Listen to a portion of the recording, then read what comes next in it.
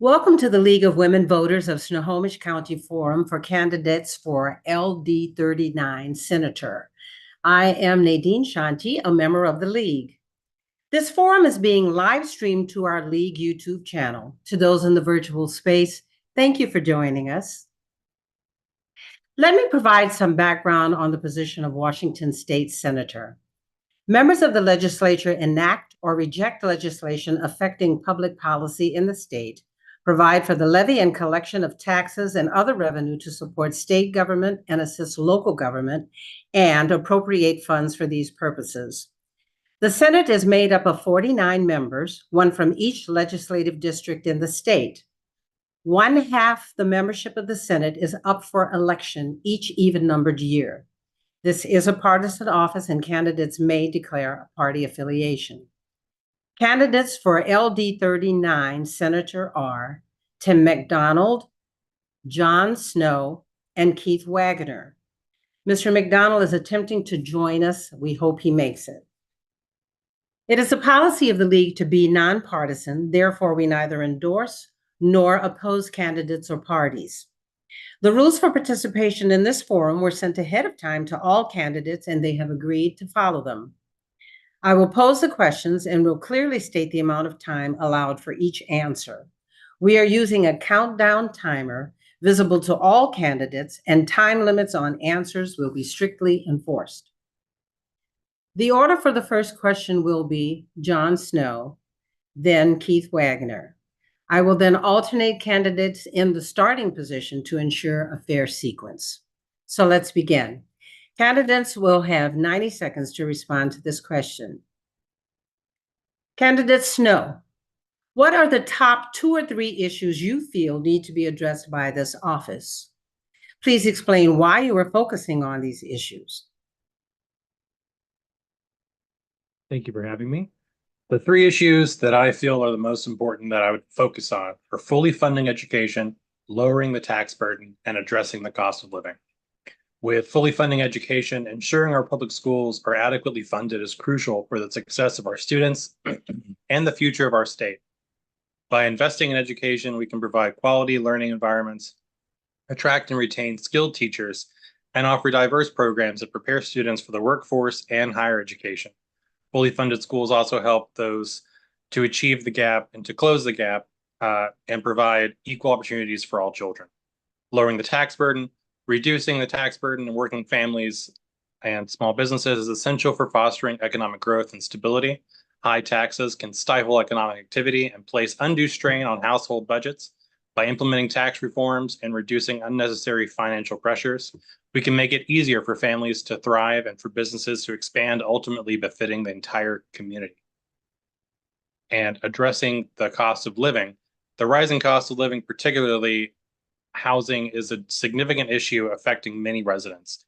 Affordable housing is increasingly out of reach for many, leading to financial stress and instability. By promoting policies that increase the availability of affordable housing, control rent costs, and support economic developments, we can help ensure that all residents can afford to live and work in our communities without financial hardship. Focusing on these issues will create. Thank you. Thank you. Candidate Wagner, the same question. Candidate Wagner. Oh, thank you. So my top 3 issues are public safety, which we use kind of euphemistically, but it's really crime reduction. That's my number 1 priority, because everybody has a right to feel safe in their communities. And in Washington State, we've got a crime crisis right now. We see increases in violent crime, in property crime, in auto theft across the board. And I have worked hard already in my role as a member of the Law and Justice Committee to support law enforcement and provide the resources and training that people need to feel safe in their community. Secondly, affordability. We're dealing with historic inflation, and we have stacked on top of that a tax burden for our citizens that really is crushing, particularly for our older people, for our veterans, and for people who don't have high incomes. The cost of just staying alive goes up and up and up. And much of that is a direct result of poor policy that was enacted by the other side of the aisle in Olympia. Lastly, success for our youth through education. And I mean that from top to bottom, K-12, in the state system, and our college-bound folks, whether that's vocational Time or is- Senator, otherwise. I'm sorry, Mr. Candidate Wagner, time is up. Thank you. Mr. McDonald, are you prepared to answer our questions right now, sir? Can you unmute yourself? Would Okay, you, we are in our first question. Would you like to hear that question again? state the question. Okay, thank you. What are the top 2 or 3 issues you feel need to be addressed by this office? And please explain why you are focusing on these issues, and you have 90 seconds. Obviously, housing, affordable housing, if there's such a thing. Personally, I believe families and schools, because if you strengthen schools, most of the other problems fall in place. That's all I can say. Do you want more? No, if that's it, we're done. But my next question is going to start with you again. And I'm going to ask you, what qualifications and experience do you have that make you a good choice to address these issues? As soon as I hear talk about crimes or schools, I was on a school board for years. I've been a school volunteer ever since, and that's been 1991. I was also, I'm a prison advocate. I don't know if you know this, but I here in Snohomish County for, since 75 or 70. And, but I took a little hiatus and went down to Tennessee and married a woman in life without the possibility of parole. And I did that to help her raise her 2 children. Were 4 and 5 years old when she went into prison, and they were 10, 11 when I have dealt with children of incarcerated parents because I was a spouse incarcerated parent, and I don't think people understand what prison families go through, and they don't understand how they got into prison. Most prisoners don't understand how did I get here.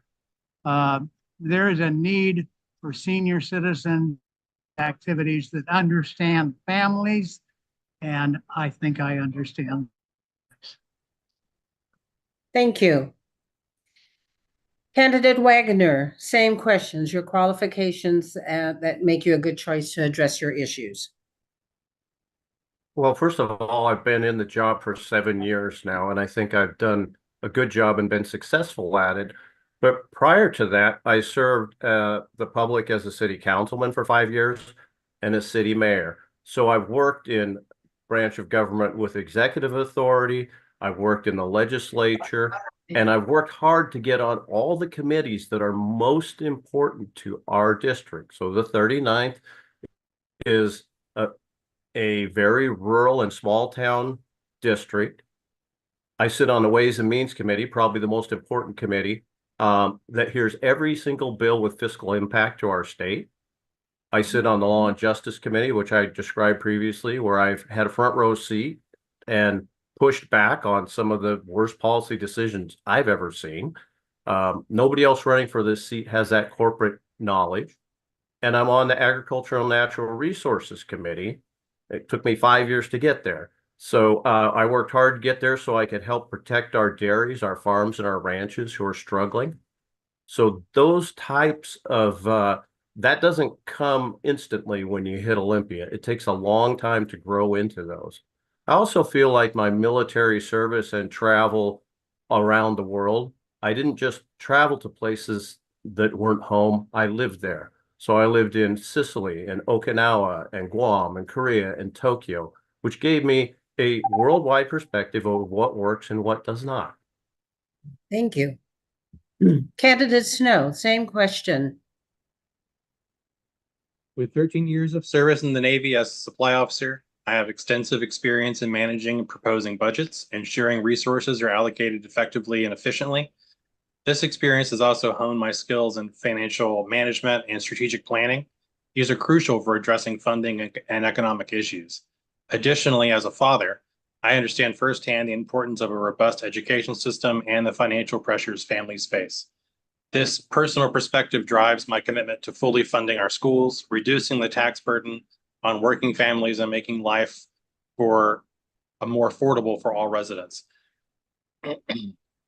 My military background has also instilled in me a strong sense of duty, discipline, and dedication to service, which I bring to my work in addressing these key issues for our community.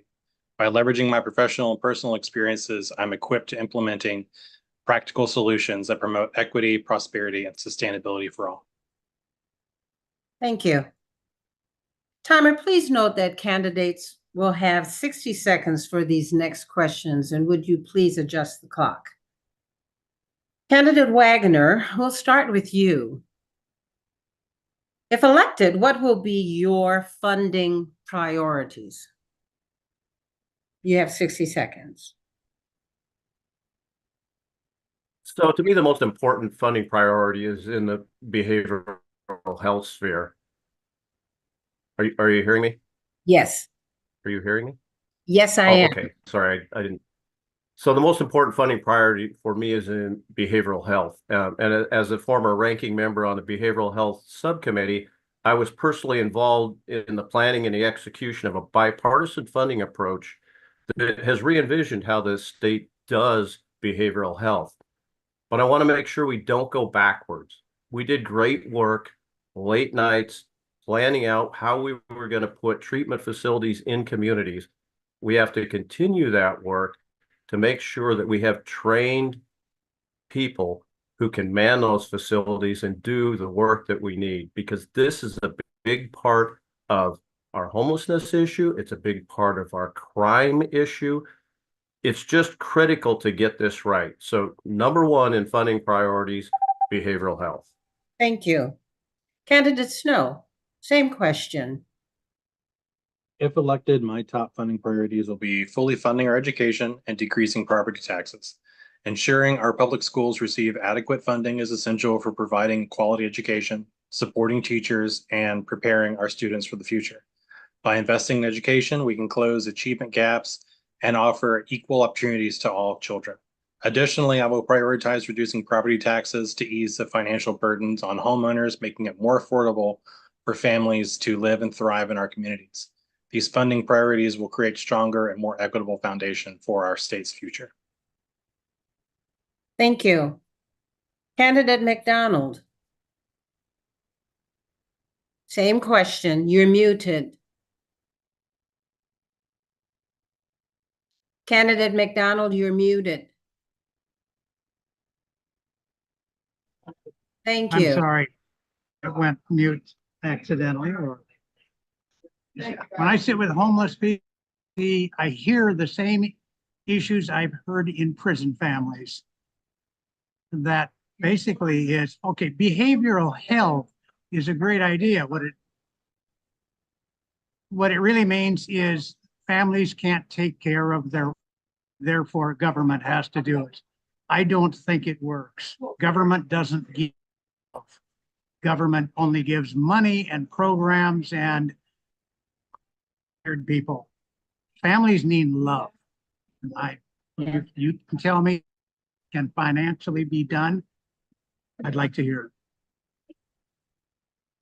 Thank you. We will start with candidate Snow here. Candidate Snow, what actions would you take or what specific policies would you endorse, if any, to address homelessness in your district? First, I would support increasing funding for publicly funded shelters to provide immediate, safe housing for those in need.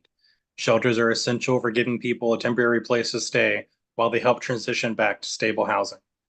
Second, I would endorse policies that prevent homelessness before it even happens. This includes providing incentives for developers to build low-cost housing and offering financial assistance to individuals and families at risk of losing their homes.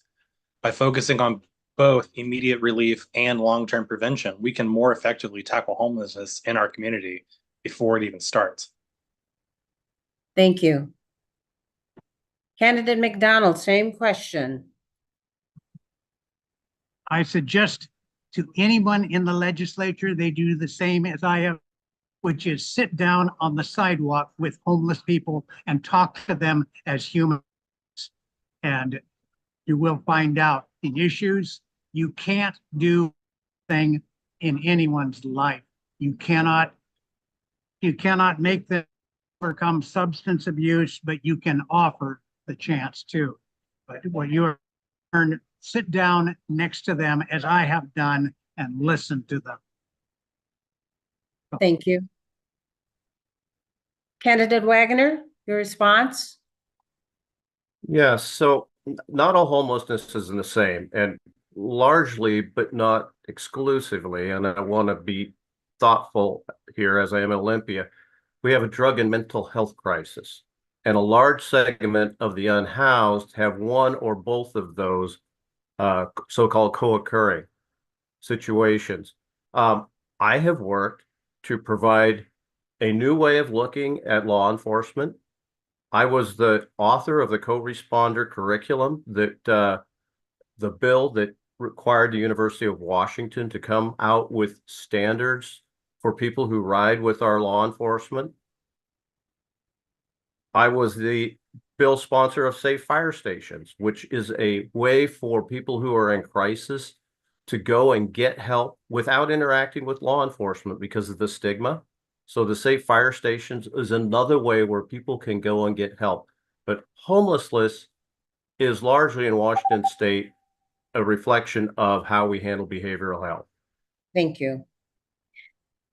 In a previous question, some of you expressed interest in funding of public schools. This particular question will give you an opportunity to give us some additional information as to how you think that can happen. So, Candidate McDonald, please explain how you think public schools should be funded. Are there changes or additions to the existing code that you would recommend? Please explain. I having served on a school board, I think your school funding is adequate. Your biggest, the state of Washington will have over many other states is the ability of itself to run that maintenance and operation levy, what they call it, as well as school board can put up a bond for new schools. They can vote. Every state has that.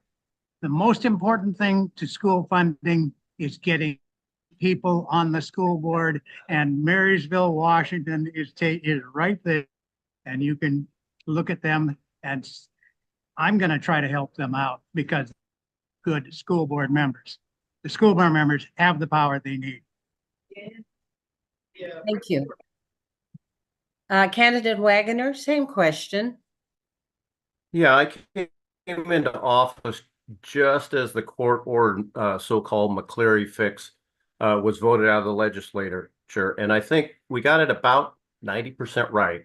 But the 10% we didn't get right has gotten rear view mirror treatment, and doesn't seem to be any enthusiasm to go back and work on it. We need to do that. There were regionalization factors that were given to certain school districts that were supposed to help people in the areas where they had trouble getting teachers, or the cost of living was higher or lower. We didn't go down, and it's a difficult task, but we need to do the hard work to go back and fix those regionalization factors that we got wrong. And I'm thinking about schools like Granite Falls and schools like Concrete that got stuck in a position now where they are not able to fill positions that are vacant, and they certainly are not able to hire the needed staff, people like librarians and counselors, and get their music program back together. Thank you. Candidate Snow, same question. Public schools should be funded through a combination of state, local, and federal resources to ensure equitable education for all students. I do strongly oppose voucher programs which divert funds away from public schools. I recommend making school levy votes passable by a simple 50% majority to ensure local communities can also have a more tailored approach to funding schools. For example, if the levies were at a 50% majority, then 21 rather than the 7 would have actually passed this earlier this year. Additionally, we should utilize cannabis revenue and any state budget surplus to fill gaps in school funding. These changes will help provide stable, sufficient funding to improve the quality of education for all students across our state. Thank you. We'll start now with candidate Wagoner. A different question. What, if any, environmental legislation or regulation is a priority for you? Right. Well, as I mentioned, I sit on the Agriculture and Natural Resources Committee. We have a host of wildlife conflict issues in the district that are important but localized. So it's one of those things where if you live with the problem, whatever it is, beaver, elk, cougar, wolves, what to do about grizzly bears is in the front of your mind. And if you don't, then it's as if there's no problem at all. So my job is to try and thread that needle where we're protecting and promoting our wildlife and our ecosystems, but also managing them in a way that respects property owners, ranchers, and farmers who have very real problems. If you remember, I think it was 2 sessions ago, the Lorraine Loomis Act came that would have taken land from farmers, a mandatory riparian setback, without their permission, without their cooperation, and cut into our ability to produce food. I want to work to make sure we respect landowners. Thank you. Candidate Snow, same question. My environmental priorities include promoting the adoption of green vehicles and appliances and improving public transportation, particularly in rural areas. I support legislation that provides financial assistance and incentives for purchasing electric vehicles and energy efficient appliances to reduce carbon emissions and promote sustainability. Additionally, ensuring good public transportation in rural areas is crucial for reducing reliance on single occupancy vehicles and providing equitable access to transportation. By focusing on these initiatives, we can significantly reduce our environmental footprint and improve the quality of life for all residents. Thank you. Candidate McDonald, I would like to ask you if you could please back up a little bit from your computer. It's affecting your sound a little bit. So if you could back up a little bit. Is this better? A little more. Do you have it? Can you? Is this better? Yes. Okay. Okay. What, if any, environmental legislation or regulation is a priority for you? All right. My background here is I've had a tree farm in North Snohomish County for 50 years. I have what I call the largest successful coho salmon restoration probably in the state. I've been off grid for 45 years, producing my own power and building my own house. I've got a fair knowledge about the bugs and bunnies, the salmon, and the trees. What strikes me is most urban people do have no grasp of the environment, and that is the biggest impediment to getting successful legislation, is they don't understand. I mean, that old business of ask the kid, where does milk come from? And he says, from the carton in the supermarket.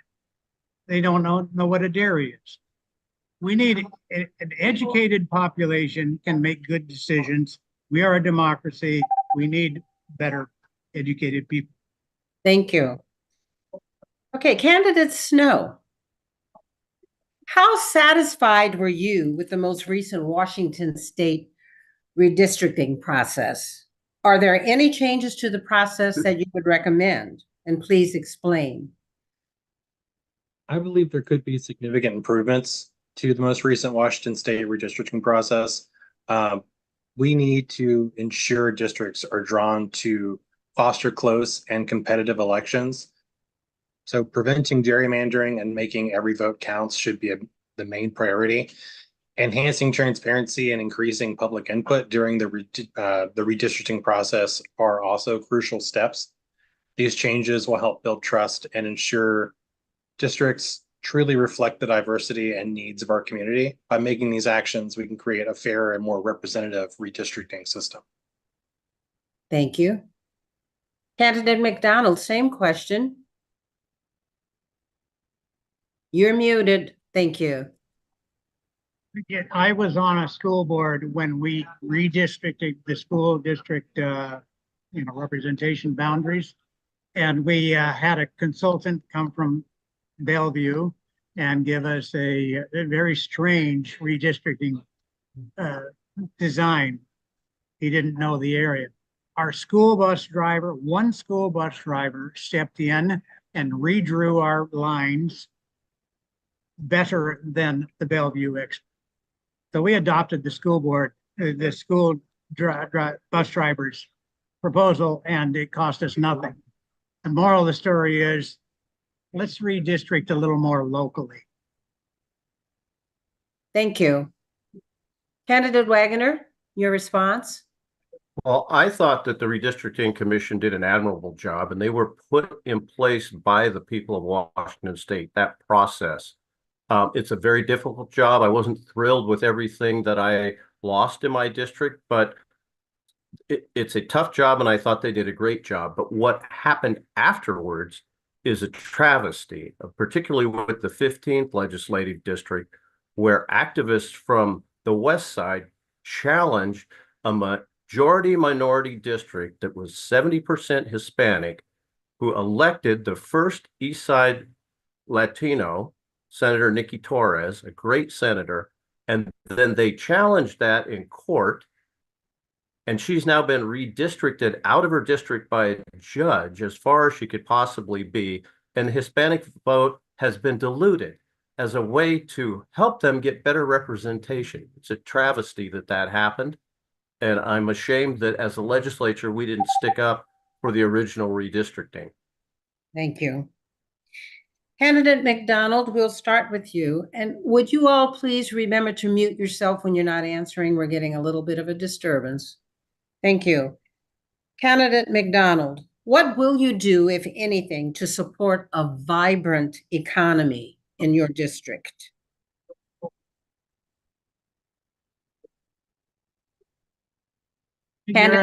Yes, what you're asking for is the government to run the economy.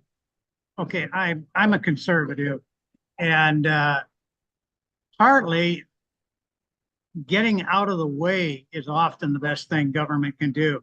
I do not see the value of the Growth Management Act in an example. That was passed in 1990. Has it really helped what has it done for the economy? What has it done for housing and for the people? I think the most important thing the government can do for the economy is protect the small businessmen from the oligarchs, the monopolies. And I'm not a fan for government interference. Thank you. Candidate Wagoner, your response? You're muted. Candidate Wagoner, you're muted. There you go. Sorry about that. One of the things that we could be doing and should be doing is reducing the B&O tax on our businesses. That gives them an edge and it allows them to survive. One of the first bills that I worked on when I went to Olympia, and I'll admit that I was naive at the time, was to let businesses in their first 5 years not comply with the B&O tax, be exempt. That wouldn't have been fair to people who were established. But what would be fair and what would help everybody in business is to lower the B&O across the board.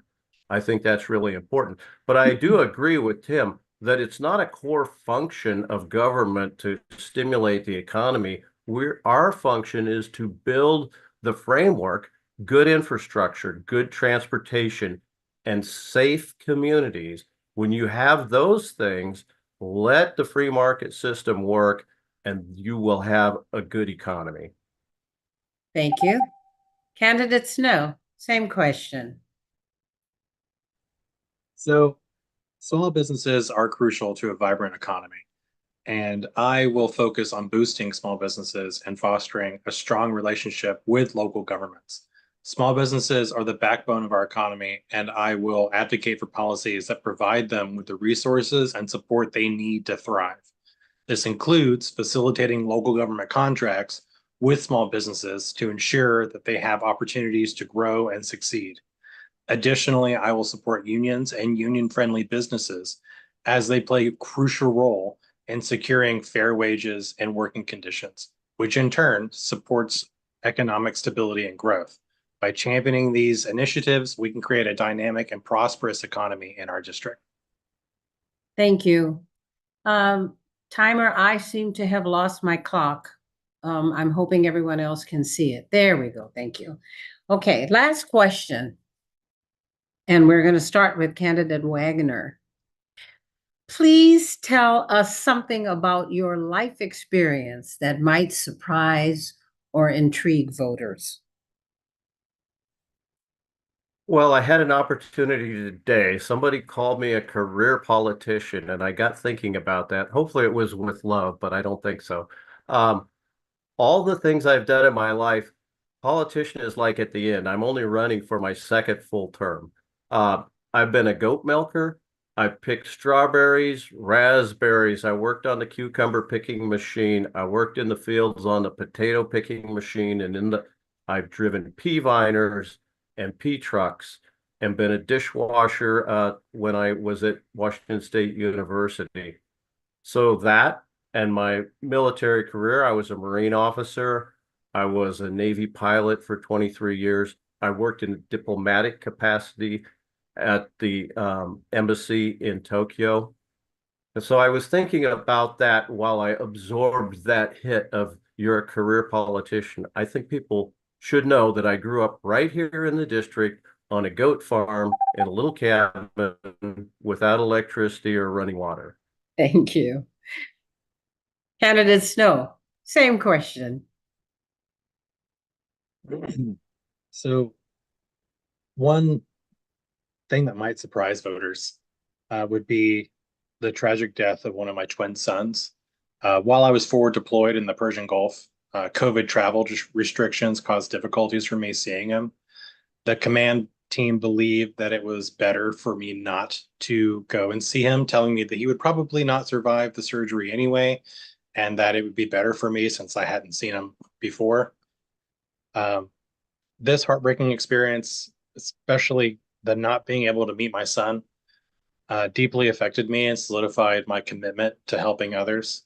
I vowed to dedicate my life to ensuring that no one faced such struggles alone, driving my passion for helping people while I was still in the Navy, and now that I've been medically retired, for public service and advocacy for those in need. Thank you for sharing that with us, sir. Candidate McDonald, same question for you. People find it interesting that I gave up my draft deferment in 1969, enlisted in the Army, went through Army flight school, went to Vietnam, got shot down in Cambodia, and got out alive. And I did that all in 2 years and 2 months. Lately, my going to Tennessee and marrying a woman serving life without parole in the Tennessee Prison for Women, I did that because I wanted to help her raise her 2 children. And I still remember saying to her, Dion, any woman working as hard as you to raise children from a prison cell deserves help. And I guess I'm it. That got me 4 documentaries on that very subject, as well as interviews on Larry King and What's the View, and a number of television. But yeah, you can still look them up. Investigation Discovery Channel, Prison Wives, Tim and Dale. Thank you. The League thanks these candidates for joining us and for running for office. A recording of this forum and others can be found on the League of Women Voters of Snohomish County website, YouTube, and podcast channels. Find links at lwvsnoho.org. Mr. McDonald, would you mute yourself? We encourage you to explore additional information about these and all candidates. Vote411.org, sponsored by the League, is another good source of information. The Snohomish County voter pamphlet will be mailed starting July 17th. Ballots will be mailed starting July 18th, and Election Day is Tuesday, August 6th. Please be a voter. Thank you to our League Candidate Forum team, and special thanks to Dave Moon and the Sultan School students at turkpride.tv who made this live stream possible. And of course, thank you all for joining us. This concludes our Candidate Forum.